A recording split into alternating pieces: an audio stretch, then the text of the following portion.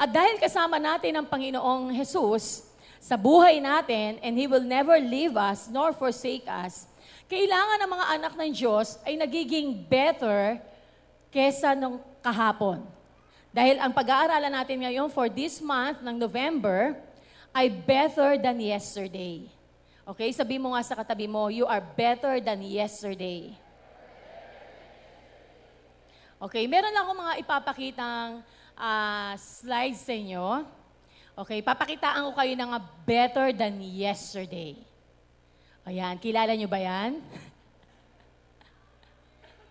Teka naman, kuya, isa-isa lang. Nawala yung yung aking script eh. Okay, syempre kilala natin lahat yan. Sino ho yan? Pastor Jerry. I think yan ay mga 1970s na itsura ni Pastor. Ay, hindi, lumabas ka na. By the way, yung bata pa lang yan, yung parang manika, na medyo Pinoy na Pinoy lang ang dating, na manika, ay si Ate Je, yan. Ang cute, di ba? Okay, 1981. Kasi mga 80 ka ba pinanganak, Ate Je? O yan. So, 1981, 80s pala yan. So, yan ang itsura ni Pastor, okay? And today, yun, di ba? Better than yesterday ba? Yes, parang hindi kayo masyadong better than yesterday. Tingnan ko dito sa picture na susunod kung talagang mako-convince kayo na better than yesterday. O yan. Sino yan? Okay, si Mother Tess, mukhang magka-doktor. Yun, ang bilis mo naman kuya, mag-shift. Okay, better than yesterday? Yes, ayun, nalito na sila. Balik muna uli dun sa future. Yan, definitely yes, di ba? Okay, next picture. Hintayin mo yung next picture ka, kuya. Okay, next picture. Magkasama pala. Okay, syempre kaming dalawa yan ni Kuya Ramil. Si Kuya Ramil, kitang-kita nyo, no? Parang si Justoni Alarcon, yung buhayin mo ang bangkay. Ano ba yon? Tama ba yun? Naalala niyo yung pelikulang yun? Tama-tama, November 1. Naipalabas ba siya sa cable ngayon, yung buhayin mo ang bangkay? Okay, ayan, di ba? Si Daddy, si Isa, kita niyo naman mga transformation naming tatlo. Talagang, nagpa-picture kami uli. Okay, hindi ka pala nakahilig na gano'n, Ate Isa. Parang may picture naman ata tayong tatlo na gano'n ka. Okay, so, better than yesterday ba? Alright, so actually parang nag-comment ata si Pastor Carlo dyan yung picture namin. Sabi niya, vision makes you better. Alright, wala na, yun lang. Yun, okay, that's our church at 13. Pero ngayon, at 32, wow! Baka hindi nyo masyado na-internalize. Ibalik mo ulit doon sa at 13. Yan, alam niyo po ba kung saan yan, mga PUPians? Sa PUP yan, sa quadrangle ng PUP. Yung nag-anniversary tayo, mukhang kami nila Vivian ang pastor niya, and with Pastor Roman. Doon tayo nag-anniversary sa PUP quadrangle. Naku, baka mga elementary pa lang ang iba sa inyo dyan, or baby pa lang kayo. So, yan. Kita nyo naman, and biglang auditorium na. Pwede ba natin bigyan ng malakas na palakpak ang ating Panginoon? Better than yesterday. Sabi mo sa katabi mo, I am better than yesterday. Okay, titigan mo yung isa mong katabi, hindi yung sinabihan mo kanina ng I am better than yesterday. Nakikita mo ba na talagang malaki ang improvements sa kanya simula nung nakilala mo siya? Nung una mo siyang nasilayan dito sa All for Christ Church, ang laki ba ng pagbabago? Oy, ako talagang meron ako ma-mention na mga names dito, si Ayador. Ayador, pwede bang tumayo ka? Ayan, Okay, isang lakad lang. Yan, dito, yan, lakad.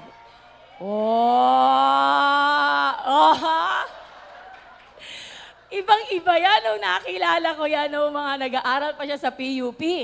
Ay talagang, alam mo yun, parang ang school, saka ang bahay, parang iisa lang. Di ba? Pero ngayon, kita-kita niyo yung transformation, di ba? And marami talaga sa atin ang talagang for the better, for the best of His church ay binago ng Panginoon. Tingnan mo nga uli yung katabi mo, talaga bang ang laki ng improvement? I hope yung improvement ay better improvement, Hindi naging worse ang improvement. Alright? So, dahil ngayon, pag-uusapan natin ito, let's read from Haggai, chapter 2, verse 9 and first part ng verse lang, yung first part. Ang sabi diyan in Haggai 2 verse 9a, the glory of this present house will be greater than the glory of the former house, says the Lord Almighty. Amen. Kitang-kita natin yan doon sa pinakahuling picture na nabuksan na pinakita namin sa inyo. Sabi doon, sabi dito, the glory of this present house will be greater than the glory of the former house. And literal, na yung glory noong araw, way back how many years ago, ay ibang-iba sa glory ng iglesia ng Panginoon sa mga oras na ito. At hindi lang ito magandang tingnan sa context ng All for Christ Church, pero sa kabuuan ng buong iglesia ng Panginoon sa buong mundo, pag tinignan natin ang mga churches, ay talagang nakaka-encourage na totoo ang sinabi ng Panginoon sa Haggai, na greater is the glory of the present house than the glory of the former house. Dahil sa, ngayon, ako, every time na dadaan ako sa C5, talagang na-amaze ako, although hindi ko pa napapasok yung CCF, talagang tuwan-tuwa ako na makita ko yung CCF. Sino na nakakita dito ng Every Nation Church doon sa The Fort? Di ba parang nakakatuwa, nag-develop pa sila. And imagine mo yung mga churches, makikita mo, all over the places, parang pumunta ka sa isang bayan, hindi maaaring wala kang makikitang church, tama? Kahit nga daw pumunta ka sa North Pole, sa Alaska, kung saan man, ay talagang meron ka nga daw makikitang church. At magugulat ka, Filipino church pa. Yun ang joke ng mga missionary. Kasi nga, kahit saan, makakita ka ng mga Pilipino. At meron kang makikita ng mga nag-gather ng mga Pilipino, ng mga churches. And that's why the glory of the present house ay greater doon sa former house. Yan ang talagang plano ng Panginoon. Kayo ba ay nagagalak na talagang kayo ay nabuhay sa mga panahong ito? Sino nagagalak? Taas ang kamay. Na ikaw ngayon ay nabubuhay. Kahit minsan parang pinapangarap mo na, Lord, sana nabuhay ako noong Old Testament day. Sana nung hinawi yung Red Sea, nandoon ako. Sino nangarap ng ganon? Ako noong araw talaga, to be honest, kasi sinasabi ko, sana nung panahon ni Moses, nabuhay ako, pero ngayon parang gusto kong bawiin po. Bakit gusto kong bawiin? Ang hirap ng buhay nila noong araw. Imagine mo, paikot-ikot sa wilderness for 40 years. At ikaw, para maangkin mo, ma-inherit mo yung promised land mo, ay makikipag-battle ka sa napakaraming mga ites, Amorites, at kung ano-ano pang mga ites. At yun ay kailangan mapalayas mo bago mo maangkin. Samantalang ngayon, ang sarap-sarap ng buhay natin, ang gagawin mo lang ay lumakad ka sa pananampalataya at talagang gawin mo ang kalooban ng Panginoon at hindi ka physically na makikipag-away para maangkin mo yung inheritance mo. Pero kahit i-lay hands ka, mag-honor ka ng somebody, a leader, a pastor, ay kayang i-impart sa'yo, hindi lang the same anointing, but double portion of that anointing is our great inheritance. Amen ba? Amen. So greater is the glory of this present house than the glory of the former house. And meron pang sinabi sa John 14:12-14, and ito yung verse na medyo hihimay-himayin natin. Sabi dito sa John 14:12-14, I assure you that whoever believes in me will do the works that I do. They will do even greater works than this because I am going to the Father. I will do whatever you ask for in my name so that the Father can be glorified in the Son. When you ask me for anything in my name, I will do it. Sabihin nyo nga, I will do it. Ang sarap ano?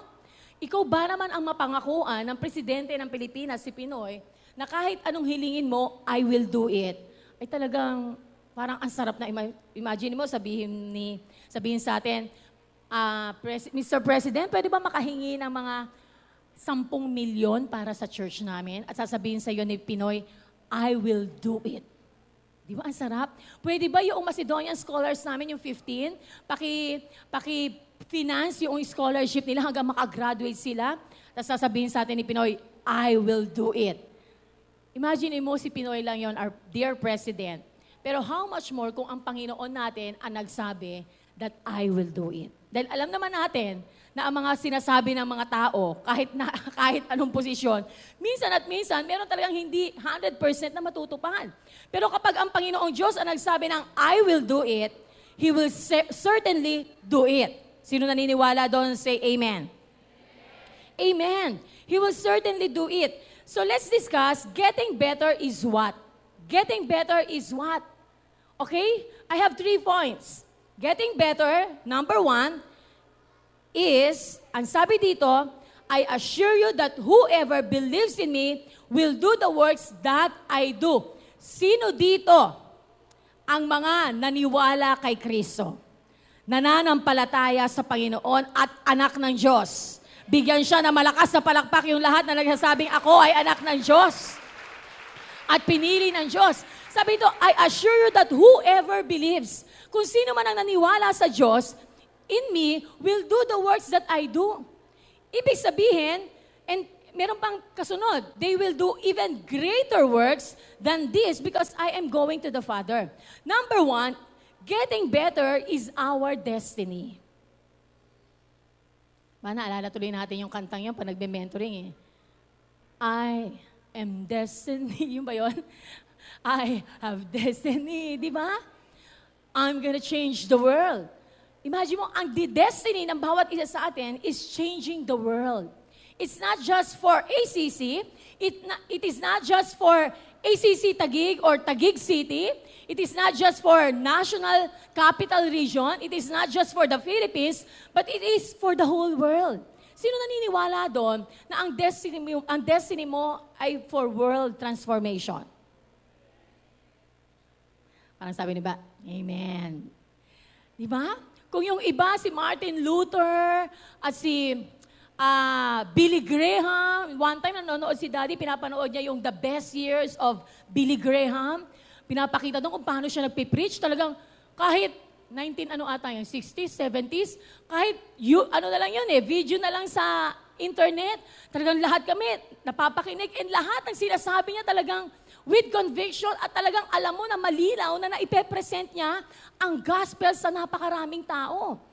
And guess what? Si Billy Graham ay buhay pa rin ngayon at talagang meron pa rin ministry. Pero sabihin mo sa katabi mo, ikaw na ngayon ang next Billy Graham in your own way. Di ba? Hindi ka man magkukrusade. Katulad ng ginawa ni Billy Graham. Pero I tell you, I assure you, you are going to have your 12 disciples. Amen? And you are going to have your 144. Amen. At walang katapusan yan hanggang saan kadali ang huling hininga mo ay magdi-disciple tayo. Sino dito nare-realize mo na yon? At yung pala ang destiny ko. Amen. Sabi mo, it is my destiny to change the world. So, ibig sabihin, hindi lang talaga nakaupo lang tayo dito. Hindi lang tayo na talagang makukontento kung ano yung mga bagay na ginagawa natin for now. Pero we will be better people, better person than yesterday. Amen? So sabi nga ng word ng Panginoon, I assure you that whoever believes in me will do the works that I do, and they will do even greater works than this because I am going to the Father. Ibig sabihin, it is our destiny. Getting better than yesterday is our destiny. Yun ang kapalaran. Kapalaran ba ang tawag doon? Yun ang purpose. Yun ang goal ng bawat isa sa atin ay maging better than yesterday. Gusto ko na magkaroon tayo ng konting moment na alalahanin nga natin, i-evaluate natin ang ating mga sarili, naging getting better ba ako than yesterday? 10 years ago, ano bang ginagawa ko? 5 years ago, ano ba ang ginagawa ko? Am I doing the same thing? Yung ginagawa ko ba yesterday ay kapareho pa rin ang ginagawa ko ngayon? Lumawak ba yung territory ko? Nag-extend ba ako to the left or to the right? How are we? Kamusta tayo? Kamusta ang bawat isa sa atin? How are you? Are we greater or getting better than yesterday?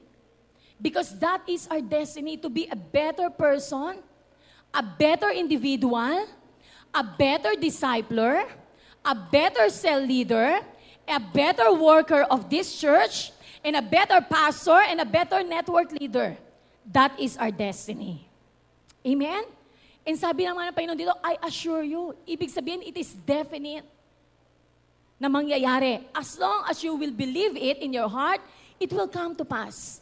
Amen? And you are willing to do it, to accomplish kung ano yung pinapangarap ng Panginoon sa atin. And I assure you, people of Christ, people of the Lord, greater than your lolo, greater than your lola, greater than your nanay and tatay ang gagawin ng bawat isa sa atin. Greater than your spice leader, greater than your network leader, even greater than your pastor, ang gagawin ng bawat isa sa atin dito. Sino naniniwala doon? Amen? Kami, we can see it eh. Na greater yung ginagawa ng generation ngayon kaysa yung mga na-accomplish ng mga tao noong araw. Because that is our destiny. It is for sure. Everybody say, sure. Ulitin natin, sabihin natin, sure. Sino dito, pakitaas ang kamay na sure na meron kang destiny? Sino dito, pakitaas ang kamay na sure na sa sarili mo na yung destiny na yan ay matutupad? Sino dito, pakitaas ang kamay na talagang alam mo na gagawin mo yung destiny na yan? Yes. Number 2, sabi dito,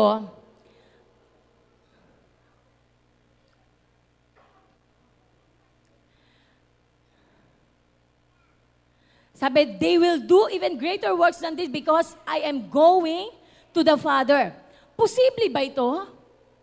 Kasi kanina nagtaas tayo ng kamay eh. Gagawin ko to, i-accomplish ko to. Yung mga bagay ba na tinuro ng Panginoon sa atin at sinabi niya na magagawa natin ay posible ba? Getting better is possible for us. Why? Dahil ang sabi ng Panginoon dito, because I am going to the Father. At hindi lang nagtapos doon, I will do whatever you ask for in my name so that the Father can be glorified in the Son. When you ask me for anything in my name, I will do it. Ano yung mga katotohanan na naisip natin, bakit posible na mangyari na maging better ka than yesterday? Number 1, why? Because Jesus is interceding for us. Ano sabi dito? Because I am going to the Father. Yun ay assurance na merong gagawin ng Panginoong Jesus. Anong gagawin niya? What is that assurance? In Romans chapter 8, verse 34. Who then is the one who condemns? No one. Christ Jesus who died, more than that, who was raised to life, is at the right hand of God and is also interceding for us. Sabihin nyo nga, wow. Jesus Christ, nawala nga siya dito sa mundo. Pero nung umalis siya, iniwanan niya ang Holy Spirit sa atin. At hindi lang niya iniwanan ang Holy Spirit sa atin para maging companion natin and partner in life, pero ang Panginoong Jesus is seated on the right hand of God and interceding for us. Amen. Sino dito natutuwa ka na merong nagpe-pray sa'yo? Alam mo, pinagpe-pray ka ng spice leader mo. Alam mo na merong kahit isang beses pinag-pray ka ng pastor mo. Alam mo na merong somebody who is praying for you. Di ba ang sarap na assurance yun? Na makakayanan mo ang lahat ng pagsubok because somebody is praying for you. At minsan nararamdaman mo talaga yung protection ng Panginoon because somebody is praying for you. Kahit meron ng aksidente, pero naramdaman mo na dahil pinagpe-pray ka, ako nararamdaman namin yun eh. Yung pag merong nangyayari, hold upan. Imagine, ang daming maho-hold up, hindi pa ikaw ang natutukan ng kutsilyo. Hindi ka naman nagpupuri dahil praise the Lord, yung katapat ko ang natutukan ng kutsilyo, hindi ako nakita. Pero praise the Lord, dahil naramdaman mo yung protection ng Panginoon because somebody is praying for you. How much more our God, Jesus Christ, yung assurance na siya ang nag-i-intercede for us, standing in the gap para sa bawat isa sa atin. Sino dito, hindi ka na magwo-worry kasi alam mo, Jesus Christ is standing in the gap, interceding for you. Amen? As long as you are doing the will of God, you are in the will of God, at ginagawa mo yung mga bagay na nakaka-please sa Kanya, God, Jesus, is interceding for you. Walang pwedeng kumalas doon sa pagkahawak ng Panginoon sa bawat isa sa atin. And number 2, why it is possible? Because He promised it. Pinangako siya ng Panginoon. Ano sabi ng Panginoong Jesus? Doon sa John 14:12-14. Ang sabi niyan, I will do whatever you ask for in my name so that the Father can be glorified in the Son. And when you ask me for anything in my name, I will do it. That's a promise. Sa tingin niyo ba, that's a great promise for every child of God? Amen. I will do it. Kapag nanalangin ka, Lord, kailan ba ako makakapag-asawa? Anong sagot sa'yo ng Panginoon? Anong sagot? Ha? Bukas? Diba? Sabi, I will do it. Pag ikaw ay nag-pray ng, Lord, give me breakthrough. I'm doing this. I am so faithful. I know in my heart I am doing your will, Lord. Let there be breakthroughs in my life. Anong sagot ng Panginoon sa bawat isa sa atin? I will do it. Pag sinabi mo, Lord, give me sales or I die. Naksaman, kala mo. Bigyan mo ako ng Spice Group. Lord, please, sana pagpasok ko ng PUP, may lumapit sa akin mga estudyante. Is that the will of God? Ano sa tingin mo ang gagawin ng Panginoon? He will do it for us, for you. Pinangako niya yun eh. So why it is possible for us to be a better person, a better leader, a better worker of God? Because Jesus is interceding for us. Number 2, because it is His promise. He promised it. That anything that we ask in His name, He will do it. And He will certainly do it. Sino dito, yung mga nakapasa ng board exam, nangako ba ang Panginoon sa iyo that I will do it? At kung marinaw na talaga sinabi ng Panginoon, I will do it, pumasa ba ang bawat isa sa atin? Sino naman dito yung meron kang ipinag-pray at talagang narinig mo, sinabi ng Panginoon, I will do it for you. At nakita mo na talagang naging victorious ka dun sa sitwasyon na yon. Yes? Amen? Diba? Dahil naranasan natin. And lastly, number 3. Ang sabi dito, getting better is for God's glory. Okay? We are not getting better for us to be lifted high.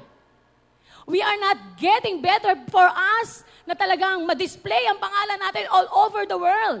Makilala tayo. Actually, it doesn't matter kung ikaw ang nagpasimula at kumalat sa buong mundo at hindi ka nakilala. Amen ba? It doesn't matter kasi ang tinataas natin ay yung glory ng Panginoon. Ang sabi nga dito sa verse na reference natin sa John 14, sabi niya, I will do whatever you ask for in my name so that the Father can be glorified in the Son. That is the purpose. That's why pala anything that you will ask in my name that will glorify the Father, God will certainly do it. And what is that? For the purpose of God's glory. Kaya pala gagawin ng Panginoon for sure ay para mawalhati siya eh. Amen? So, ibig sabihin, why it is for sure, why it is possible, why it is our destiny. Number 3, it is for God's glory. Sabi ng Lord in Isaiah 42, 6-8. And ito ay naging reminder sa amin nung nag-attend kami ng National Conference. And binanggit to mismo ng Father of G12, si Pastor Cesar Castellanos, and ginawa niyang reminder sa bawat isa sa atin because we believe that we will be doing greater things. Kailangan ma-prepare ang puso natin doon. We believe na i-extend ng Panginoon ang territory natin. Naniniwala ba kayo? Alam niyo yung last, I think dun sa conference, nag-uusap-usap kami si Pastor, si Mother Tess, parang kaming tatlo lang ata nun, naghihintay kami ng mga magla-lunch. Sabi niya talagang mukhang kailangan na umpisahan na natin pangarapin yung lote na katabi natin. Nakikita niyo ba yung lote na katabi natin? Asan ang lote na katabi natin? Eto, saka eto, yung likuran natin. Walang nakatira dyan. Mga nagpa-party-party lang yung mga young people dyan. Dati, ito yung hideout nila eh. Ngayon, napunta na sila dyan. Talaga may mga parting nagaganap dyan. Minsan paggabi lang ng mga pag-holiday. Kung sino-sino mga young people ang dumarating dyan. And ngayon, ito, don't you know na talaga na si Mr. Prieto ay inaalok sa atin, ganun siya kalakas ang pananampalataya niya sa Diyos ng All for Christ Church. Hindi, ayoko sabihin sa All for Christ Church. Na ito ay inaalok niya sa atin. At nagulat ako nung inaalok niya sa atin ay 25 million, sabi ni Pastor. Wow! Ibig sabihin, itong lot, magkasukat bukas yan, itong loteng kinatitirikan ng ating church, from 6.5 million ay naging 25 million na. Sabi ko, wow. Sabi niyo nga, wow. The greater glory of the present house, greater is the glory of the present house than the former house. Amen. And sabi niya, dapat pangarapin. And bigla ako naisip, oo nga po, kung noong araw, 140 lang tayo, ang bawat isa dito, I think nando, 140 to 180, di ba po? Yun ang attendance natin noong time na yun, noong year 2000. Ay nakapag-raise up tayo ng 6.5, I think in a matter of 3 years lang. Talagang nabuo natin yung 6.5M. Pero how much more that we are now? Nasa 500 to 600 pag big event, special day, nagwa 1,000 pa, depende, no? Umaabot tayo ng 1,000. Sa tingin nyo kayang-kaya natin? Is it possible? Sinong bibili ng 1 square meter? Naalala ko noong araw para mabenta namin yung, nagtaas na si Kuya dito, ha? Okay, irregardless of how much yung price niyan, di ba? Alam nyo ba na noong araw para mabuo natin yung ilang milyon, hinati natin to, 10 square meters. Yung isang square meter, sino bibili? 10,000. Umpisan 10,000. Nabenta yung ibang mga lote. Sa spiritual lang nagbentahan nun, ha? Hindi talaga may pag-aari bawat yan sa atin. Ang titulo nun, nasa heaven. Alright? So may nakabili, hindi nabili lahat. Binaba na yung presyo kasi ito na ang kulang. Naging 7,500 bawat square lot. So yung mga nag-commit ng kanilang 13-month pay, yung mga bumili ng on top of the 13-month pay, yung mga bumili ng 10,000, nagbigay ng 10,000 for that 1 square meter na lahat, ay nag-commit pa uli para bilhin yung 7,500. Binili niya na yung lote, binili pa niya uli ng 7,500. Amen? And hanggang kahit mga estudyante nagbigay ng 5 piso araw-araw. May mga arkansya kami. Kaya yung mga bata noon, sila RJ, si Isa, bata ka pa ng 2000? Diba ilang taon? 10. Sila, may contribution yung mga yan. Dahil doon sa kanilang mga 5 piso. And na-amaze na lang kami, nagulat na lang kami nung hinahand over na yung title na hindi kami makapaniwala na nabili natin ang lote na to. Hindi nga natin to pinangarap eh. Pinangarap lang natin mag-rent ng parking lot. Pero ang Panginoon, mas malaki ang pangarap niya para sa All for Christ Church at para sa bawat isa sa atin. Amen? Amen. Shall we give the Lord a clap offering for that? Amen. Why? Because it is for God's glory. Sino bang matataas dito? Mapapansin pa ba niya, grabe, may 1,000 square meter. Praise the Lord sa pamilya ng Biko. Praise the Lord, mayroong All for Christ Jesus Church doon sa ano. Praise sa buhay ng mga pitugo. Yung ba ang nakikita? Pero ano ang nakikita nila? Kapag nakikita nila yung building ng All for Christ dito, grabe yung mga born again. Kaya pa nila talagang maglagay ng kanilang territory. And who are those born again? Ito mga born again, ito yung mga believers ng buhay na Diyos, na buhay na Panginoon natin, and that is Jesus Christ. Amen? Ang pangalan ng Panginoon ang naitataas for any accomplishment or better things na ginagawa or greater things na ginagawa ng kanyang mga lingkod. Amen? And I think I will close on this practical things na dapat natin gawin, and I got this from Bishop Oriel, okay? In honor of him. Parang wala lang no? Okay, how to become a better person in the vision. How to become a better person. Since alam na natin na ito ay our destiny. Since alam na natin that it is our, it is possible. And number 3, since alam natin it is for God's glory. Bakit hindi tayo mako-convince na kailangan maging better person tayo, better ang ginagawa ng bawat isa sa atin? Why? Bakit hindi tayo mako-convince? Kung convince ka, ito ang mga dapat nating gawin. How to become a better person in the vision. In the vision. Okay? Number 1, learn your craft today. I-discover mo, this is very practical. Kasi baka pag-usapan lang natin, it is our destiny. It is possible. Ito ay talagang for God's glory. But church, what are we going to do today? Learn your craft today. Diskubrihin mo ano yung kalakasan mo. What is your strength? And I believe that today is a day na talagang kailangan ang bawat isa sa atin ay maglingkod sa Panginoon. Whatever craft that you have, whatever things na talagang master mo, Be the best you can now, at this moment. Master your craft and master the vision. Dalawa yan. Master your craft and master the vision. Kung ano yung kaya mo, ang galing mo mag-facilitate, use it for God. Ikaw ay magaling mag-ayos, maganda ka tumawa, be an usher for the Lord. Diba kung ikaw ay magaling magluto, edi mag-enroll ka or sumama ka sa Ministry of Helps. Ikaw ay mahusay sa computer, edi mag-PMIT ka. What is your craft?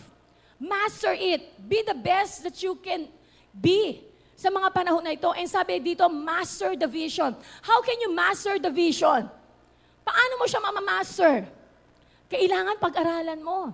Meron ba dito excited na mag-enroll na sa November para sa ating PSOL?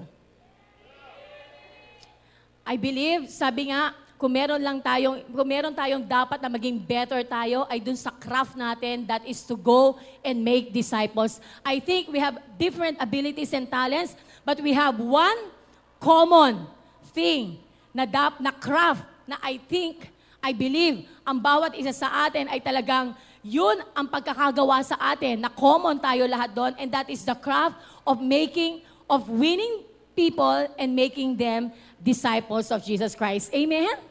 Yun yung common craft na meron tayo. Master that craft. Master that vision. Anong ibig sabihin? Mag-aral ka. Alam mo, iniisip ko nga kanina habang nag-worship tayo dito, yung mastering the vision, hindi naman siya yung talagang katulad noon na kailangan magaling ka magturo, magaling ka mag-Bible study, nag-aral ka ng theology. Kailangan nakapag 1 year training ka, pinag-aralan mo ang Old Testament and New Testament survey, although ginagawa natin yan. Pero our soul is very practical. Ang soul, pinag-aaralan kung ano yung faith mo in Soul 1. Ano ang pananampalataya mo? Anong pinaniniwalaan mo? Pinag-aaralan ang basic. Kailangan maging good model tayo as a family. In Soul 2, pinag-aaralan doon paano ka mag-meet. Faithfully, yun lang. Faithfully doon sa cell mo. Kailangan ba maging best teacher in the world? Ano yung craft na dinidevelop sa atin? That is to be faithful and committed to the spice group na meron tayo. And that is connecting to people. And everybody, every one of us can do that. That is Soul 2. And teaching us how to pray. Sino dito, sa tingin mo, kailangan mag-pray? Di ba yun ang tinuturo? Intercession. Kasi kailangan mo ng prayer. And lahat ng yun ang kailangan natin. Meron ba dito mahal mo pero ayaw mong kausapin? Di ba pag mahal mo gusto mong kausapin? Lalo na yung mahal mo na alam mo na in control in everything sa buhay mo, masarap na kausapin siya. That is Soul 2. Soul 3, what is Soul 3? Talagang ginagawa ka lang expert and pinapamaster sa'yo yung craft of consolidating people. Yung paano kumamay. Paano maging katulad ni Paul. Paul is not a great preacher. Kaya huwag ka ma-discourage na, ano ba yan, papacilitate lang ako, nabubulol-bulol pa ako. Magbabasa lang ako ng scripture, talagang nanginginig pa yung ngalangal ako. Di ba? Parang hindi ako magaling mag-facilitate. Okay, forget it, that's not your craft. Baka may iba kang dapat na i-master. O kaya mamumblema ka na, grabe, ang galing mag-expound nila Ate Jen ng verse. Bakit ako hindi ko kayang magawa yun? Sa cell group, nagpa-facilitate ka na naman, meron ka ito-throw na question, hindi sasagutin ng lahat. Tapos i-summarize mo yung kanilang mga sinabi. Pag merong kumontra, doon sa word ng Lord, doon ka lang meron medyo sasabihin. Pero hindi kailangan maging ang galing mo magturo ng Bible study or ng salita ng Diyos. Pero ang kinakailangan mo ay mag-build ng relationship, and that is Soul 3. Maging matyaga ka, tinuturo ang pagtsatsaga. Tinuturo yung talagang huwag kang bibitaw. Pag may pumasok sa church, huwag mong bibitawan. Amen? Pag meron talagang naalala mo, dating old spice group mo, naalala mo, bigla mong pinag-pray, at talagang magkoconnect ka pa rin sa kanila. You know, we need to master the vision. Yun lang naman yun eh. It's not about inaaral mo, baka ninenervyos kayo dahil kailangan aralin. Ilang beses umikot sa Wall of Jericho. Kailangan aralin, although kasama na lang yung magugulat na lang kayo na dinidesire na ng bawat isa sa atin yon. Okay? Learn your craft today. Be the best you can be right now. Number 2, talk about your craft. How can you talk about your craft? Paano mo ma-master yung pag lagi mo pinag-uusapan? Paano ka mai-inlove sa bagay na ginagawa mo? Dapat laging pag-usapan. Learn something from your own kind. Be with people who have the same vision as you. Alright? Ito lang, napaka-simple ng example ko. If you want to be fruitful, be with people who are fruitful. Amen? Pag ang kausap mo, puro love life, puro crush, puro date, puro experience niya sa love niya, puro love story, puro love life ang problema niya, umiikot lang sa iisang lalaki ang buhay niya, umiikot lang sa iisang babae ang buhay niya. Laging yun ang bukang bibig niya, si Ana, si Ana, si Ana. Si JT, si JT, si JT. Di ba? Puro love life. Sabihin mo sa sarili mo, ayaw kitang kausap. Sabi mo, ayaw kitang kausap. Parang ayaw yung sabihin Para, ikaw ba yon? Baka ikaw yung ayaw kausapin, di ba? Sabi mo, ayaw kitang kausap. Di ba? O puro sama ng loob, puro reklamo, puro hinaing sa buhay ang sinasabi, puro problema. Okay lang na pag-usapan ng problema, pero pag pinag-pray na, that's it. Sabi ng Panginoon, I will do it. So, panghawakan na yun. Pag-usapan na natin ang vision. Ano nang gagawin natin? O pwede mong panghawakan, habang ginagawa ko ang vision, may gagawin ng Panginoon. Amen? Sino dapat ganun ang kaisipan ng bawat anak ng Diyos for us to be a better person? Amen ba? Na pananampalatayaan mo ang Panginoon kahit ano ang pinagdadaanan mo. You will still be faithful to God and serve the Lord with all your heart because knowing that as you put God first, His kingdom and His righteousness, God will supply everything to you. All things, di ba? So always remember that. O paano naman pag ang kausap mo, mukhang pera? Huwag mo rin kausapin, baka later on magmukha ka rin pera. Alright? Ayaw kitang kausap. Talk to the people who have the same vision as you. Yung laging pinag-uusapan, paano mo ma-master yung craft natin to win and make disciples. Be with people who are fruitful. Amen? Sino dito gusto mo maging fruitful ka? Alam niyo ba, if people will draw near to God, kasama talaga doon ang blessing. Amen? Hindi natin problema yung pangako yun ng Diyos as long that you will stay focused. And lastly, number 3, practice your craft. Do it now. Find your ministry. Serve God while you are young. Radicals, remember your Creator in the days of your youth. Huwag nating sayangin yung better days natin. Amen? Pwede ba makita yung mga kamay ng mga radicals dito?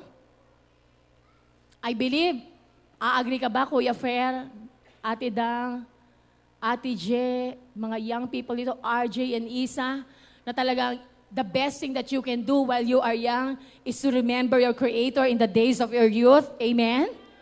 Amen. And Vivian, ako pag nag-flashback ako, talaga sabihin ko, Lord, talagang praise the Lord. Every moment of my life, every time na iisipin ko mga pinaggagawa ko doon, including yung pumalpak ako, sabi ko, I praise you because wala akong na-regret. Kasi I give my life to you, talagang wala akong gustong i-desire, kundi paglingkuran ka lang. So radicals, remember your Creator in the days of your youth. Adult and mature people. Pwede ba i-wave yung kamay ng mga adults and mature people dito? Flourish even in your old age. Flourish. Maging mabunga ka in your own way. Kahit sa edad mo ngayon, isabihin ng flourish, talagang magyabong ka. Ako, I am so blessed doon sa national conference, I think the pastor's conference, kasi sa plenary hall. Nakakita ko ng mga senior citizen. At talagang mga nakasputing. Meron pa yung parang malaking scarf ang suot niya. Tapos naka-leggings na colorful, bulaklakin yung scarf niya. Tapos naka-high heels, ang bit-bit ng bag niya, nakaganto. Ganto. Tapos, ang suot niya, ganyan. Eden, tayo ka naman. Yan, para may mga inaantok magising. Yan, pakitaan mo. Pero hindi ko sabing old age ka na. Nakasampay na ganyan ang heels. Tapos naglalakad sa plenary hall. Isang lakad niya, Eden. Di ba talagang nakakatuwa? All these senior citizen talagang, they want to master the vision. And I believe, kasi si Cesar Castellanos in his book, hindi ko lang alam kung sa dream or saan ko nabasa, in his book, or doon sa Soul Manual. Sabi niya, my mother, who is a senior citizen at the age of what? 80 plus? 80, di ba? Nagkaroon ng cell group pa niya. Amen? Even in her old age, she is still flourishing.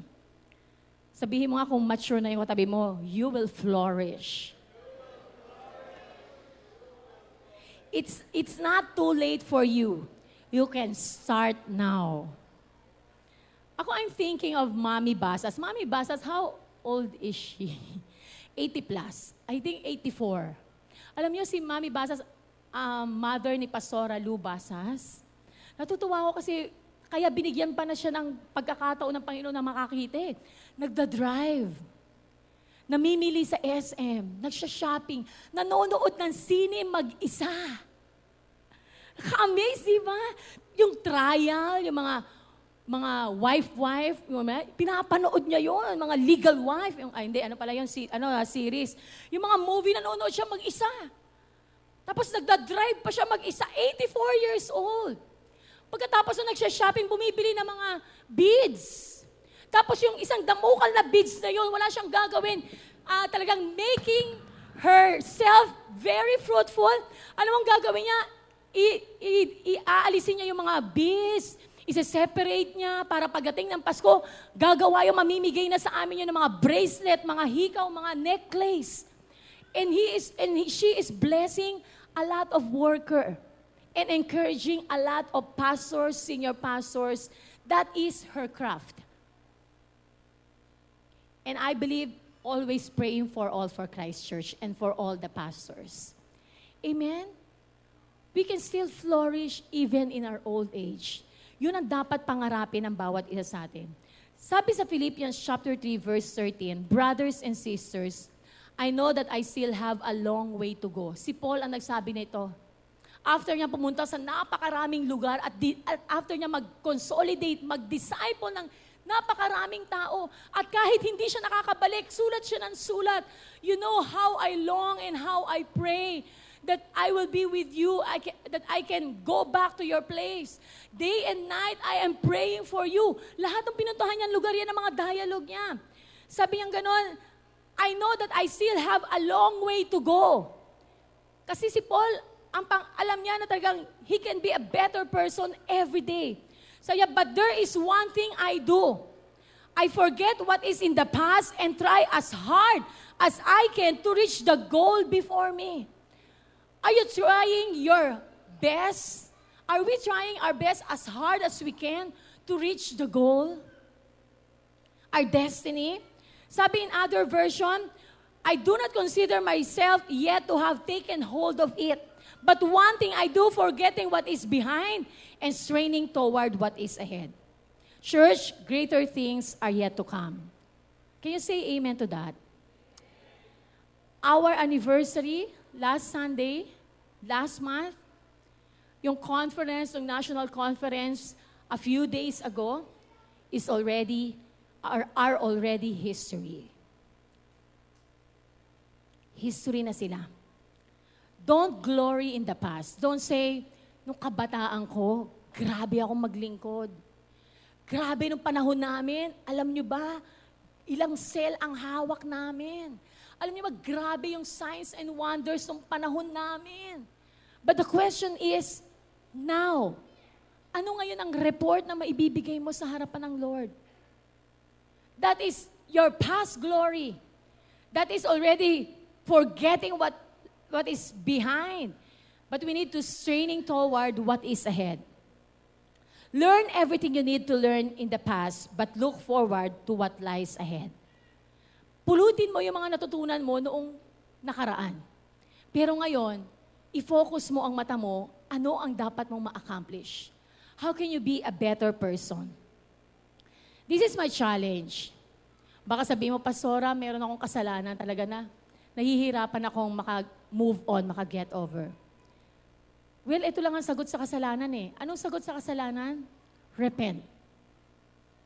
Kung merong kasalanan sa puso natin, just repent. And start fresh today.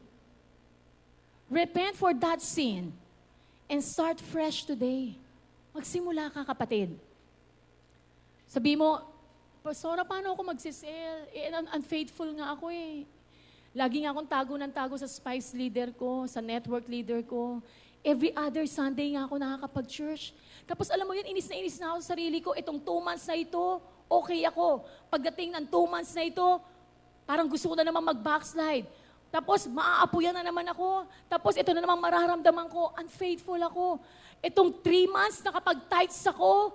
Ngayon, hindi na ako nakakapag-tights. Alam mo yung pastora, kung alam mo lang, itong pumapasok sa isip ko. Kaya talaga hirap na hirap ako ngayon kasi nahihirapan ako mag-tights. 4 months na akong hindi nakakapag-tights. Hindi na ako nakakapag-offering. I am unfaithful. I am unworthy. How can I be a use for the Lord? How can I give glory to God? This is my life. Well, my answer is, start to be faithful today. Forgetting what lies behind. Leave your sin. Repent. Confess it to God. Yun lang ang hinihintay ng Panginoon. You are unfaithful before and start being faithful today. Forgetting what lies behind. Start being faithful today. Kung naging unfaithful ka kahapon lang, edi ngayon, simulan mo. I will give my 10% to God. I will give my offering. I will be faithful to my close cell. On and off yung Spice Group ko, today, I will be committed. Every week, I will meet them. Kahit nag-iisa na lang yan, 2, I will meet them. I will be focused. I will master my craft. And that is to win and make disciples. Another thing, baka iniisip mo, I am a failure. Pinaghawa ko ng ministry noon, naalis nga ako. Nako, sa school, lagi akong failure. Tapos ako, parang lagi ako nasisermonan ni pastor, ni pastora. Parang lagi ako nakakausap ng spice leader, ng mga network leaders, ng mga primary 12. I am a failure. Nakakatakot mag-fail. How can I be a better person? Lagi nga akong failure. Actually, yun nga laging pananaw sa akin ng kapatid ko, mga kapatid ko, sa kanang magulang ko, failure. Sino naniniwala dito, walang failure na kinreate ang Lord? Nasa tiyan ka pa lang, winner ka na. Ganito lang yan If you fail today, rewrote. Bumalik ka. Tapos, punta ka dun sa dapat na, alam mo na magiging successful ka. Kung nag-fail ka ngayon, edi bumawi ka next time. That's a challenge. Kapag may failure, be challenged. Harapin mo yon. Tumayo ka. And start again running for the Lord. Amen? We can be better than yesterday. We can have bigger network. We can have more spice groups. We can do better than labada, than plancha, than paglilinis ng bahay. We can be a better person, a better church in the future. God needs us. Jesus Christ died on the cross, not just for you to enjoy life, pero nakikita niya that you have a destiny. You are a world changer. Amen?